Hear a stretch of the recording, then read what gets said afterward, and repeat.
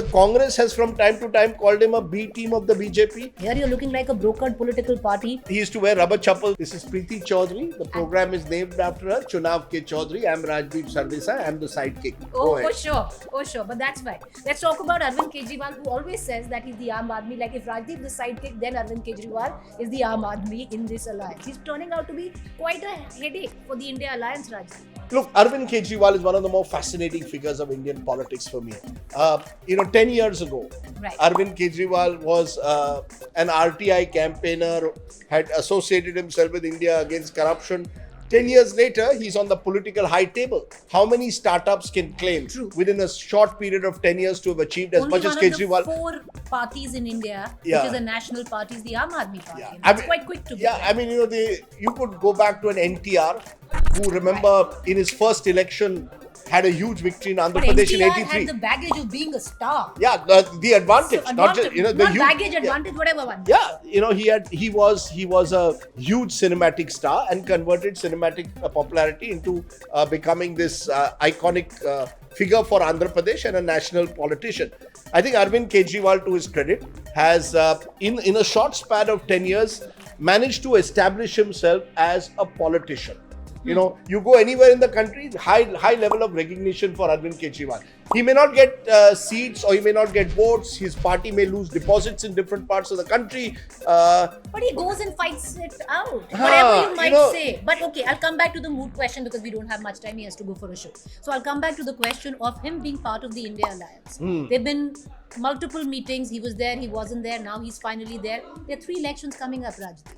Right, where he's going to take on the Congress, and he expects to be with the Congress in 3 months from there on. So now what happens to the entire calling card of the Aam Aadmi party? You're a party with a difference. Here you're looking like a brokered political party, which will just look at where things stack up for the better. Look, my own sense is Arvind Kejriwal for now wants space on that high table.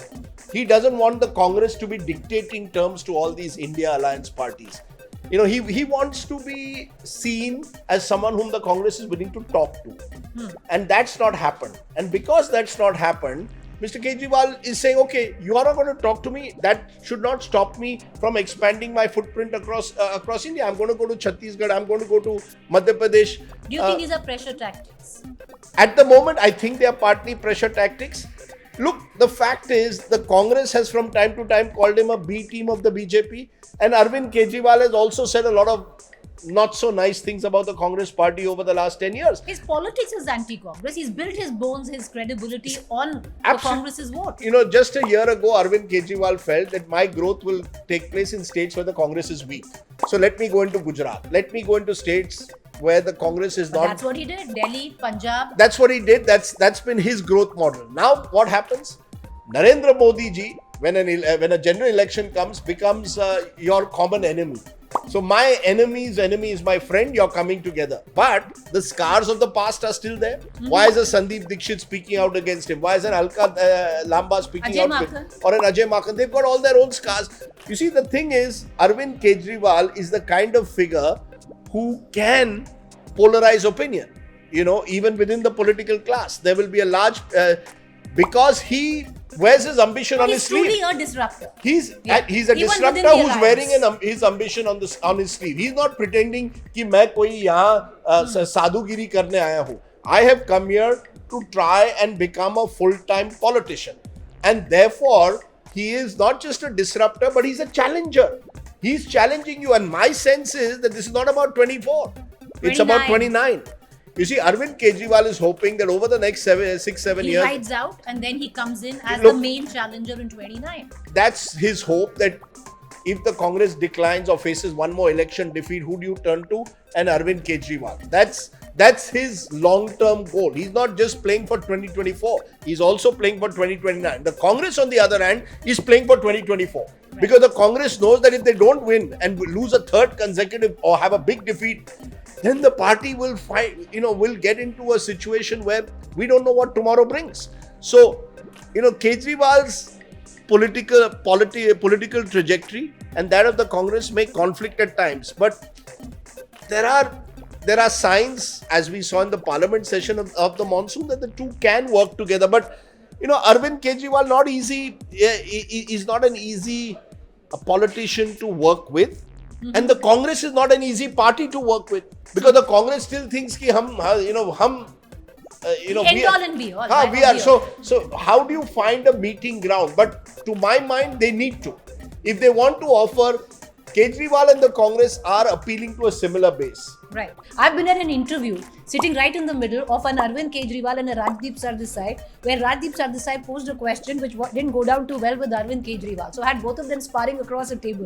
It's true. Do you remember Goa? Yeah. But what I like about Arvind Kejriwal is that he's ready to Very spar. forgiving and ready to spar. And ready to spar, right? As a journalist, I want a politician to spar with me. I want him to be ready to take the tough questions and take the. I prefer.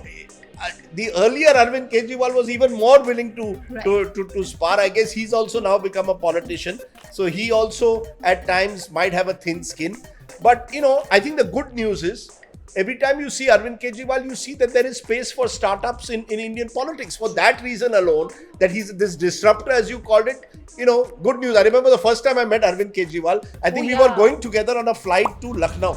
He was a right to information activist and I was a journalist, and we'd been called for the same seminar. And I keep saying, हम तो वहीं के वहीं रह गए, अभी भी हमको सेमिनार के लिए बुलाते हैं. Kejriwal ji is now a national level politician. So, that's the way life turns. And he used to wear rubber chappals in those days. He still wears occasionally. Look, that's why I said he's a fascinating figure, because he shows that there is a possibility outside these traditional politicians to find someone. We can have strong views either way about him, and he does attract strong views. But more the merrier in Indian politics. He's not parivarvad. Let's be fair to him. Mr. Modi can't attack Arvind Kejriwal for parivarvad.